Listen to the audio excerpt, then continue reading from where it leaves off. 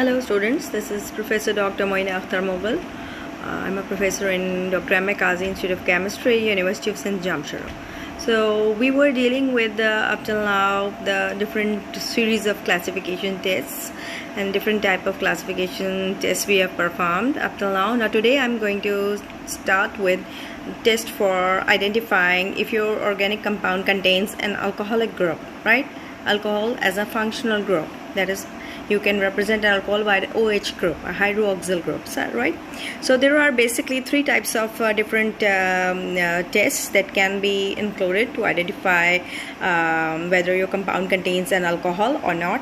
That is, number one is Ciroc ammonium nitrate test, and then there is a sodium metal test, and then there is you can say an acetyl chloride test, and then finally you have a Lucas test.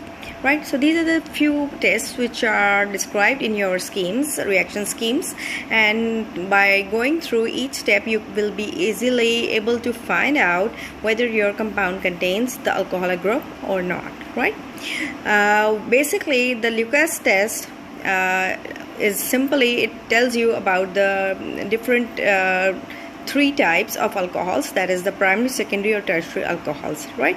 So it's going to tell you about that. So we will do that one in the last. But first, it's Ciroc ammonium nitrate test, in which you will take a small amount of your, or you can say, organic compound, whatever organic compound is provided to you, and you will take it in distilled water, and then you will add a few drops of Ciroc ammonium nitrate solution into it, and then you will shake the this test tube vigorously, and you will have a pink or red color. Sometimes you will have a pink color that can turn into a reddish tinge, and it can give you a reddish color owing to the presence of an alcoholic group, right? That is, alcohol is there. Whereas while you are doing sodium metal test, you have to be sure that your test for sodium bicarbonate test was negative, because sodium metal, you know, it's explosive, and it can react vigorously with the water molecules. So if your test with the sodium bicarbonate test, which confirms the presence of a carboxylic acid, if it turns if that test comes negative, then you are going to continue with this test, right? That is sodium metal test.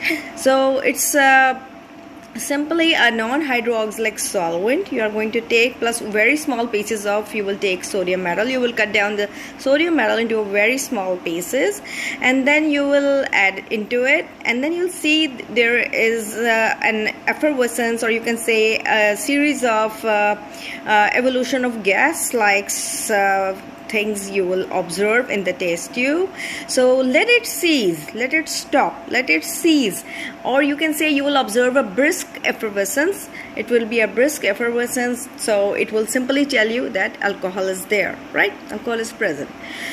Whereas there is another test in which you are going to have which is called acetyl chloride test, right? So in which you will simply add a drop of you can take some simply 0.2 ml is more than enough of acetyl chloride to again 2 ml of your compound, or 2 gram of your compound, and you will allow the mixture to stand for about a minute or so, and then you will pour it into 1 ml of water. You will again observe evolution of heat. You will have evolution of heat. That means an exothermic type of a reaction you are going to observe, or you will see that HCl gas or a precipitate is there, right? HCl gas is evolved, or you can say you will observe a precipitate layer, which indicates again the presence of alcoholic group, right?